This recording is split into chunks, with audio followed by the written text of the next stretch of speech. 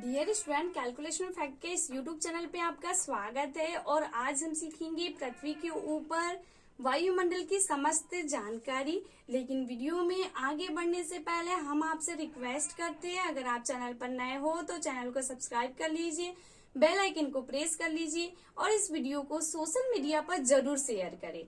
तो स्टार्ट करते हैं वीडियो को। आज हम सीखेंगे वायुमंडल की समस्त जानकारी। इसमें वायुमंडल की जानकारी के अनुसार पृथ्वी का जो औसत तापमान होता है वो होता है 17 डिग्री सेल्सियस। क्या होता है? पृथ्वी का औसत तापमान कितना होता है? 17 डिग्री सेल्सियस होता है। और पृथ्वी से 12 किलोमीटर की ऊंचाई वाले भाग को देखिए, ये पृथ्वी है और पृथ्वी से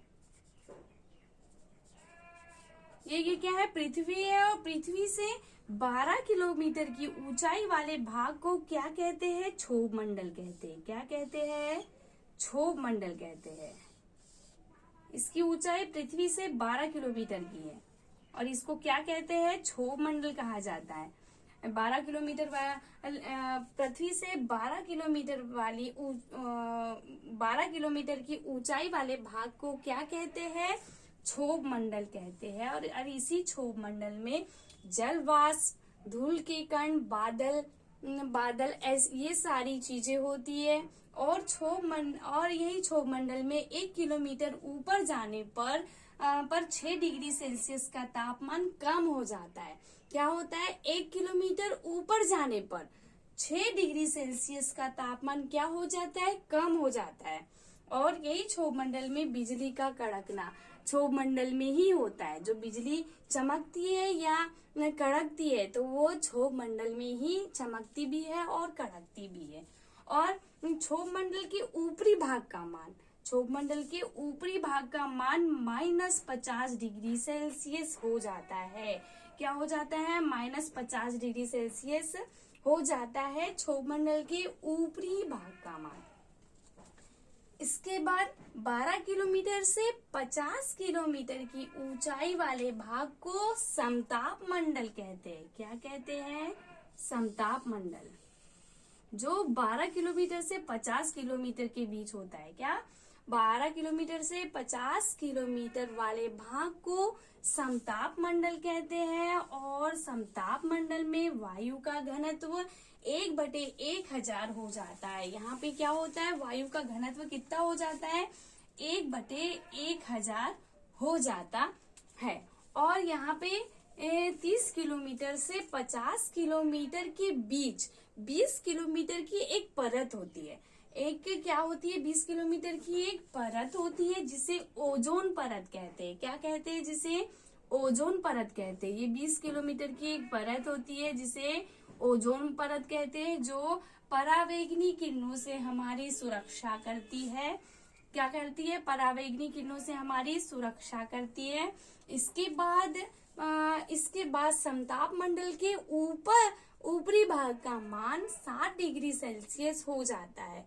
क्या होता है? समताप मंडल के ऊपरी भाग का मान क्या होता है? 60 डिग्री सेल्सियस हो जाता है। इसके बाद देखिए 50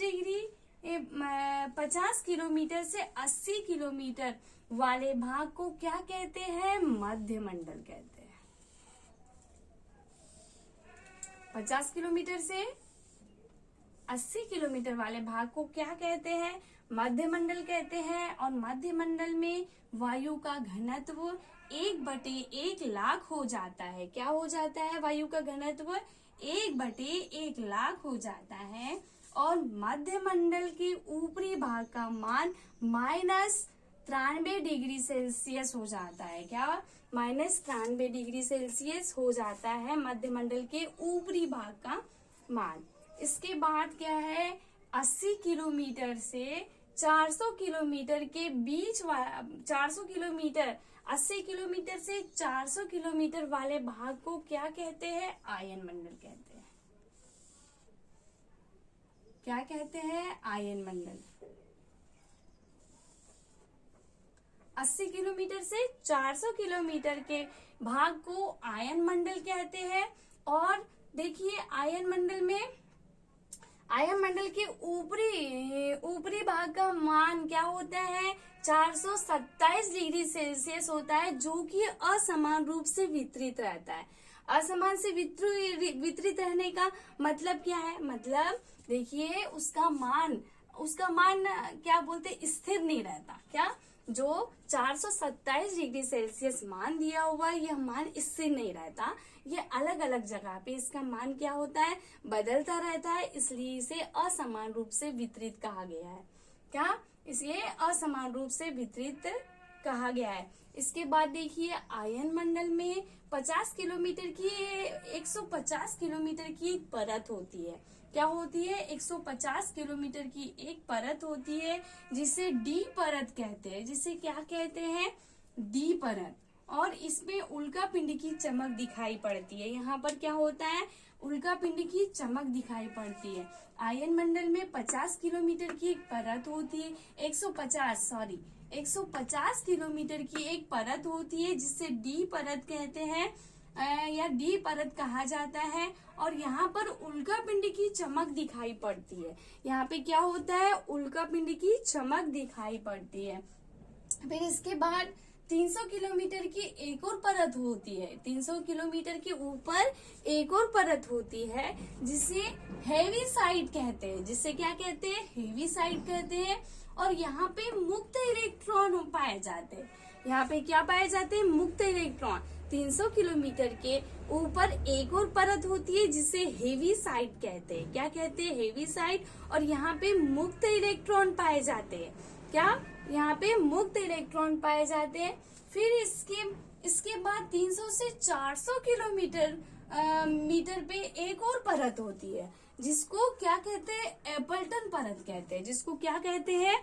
एपल्टन परत कहते हैं। और यहाँ पे मुक्त इलेक्ट्रॉन की मात्रा और अधिक बढ़ जाती है।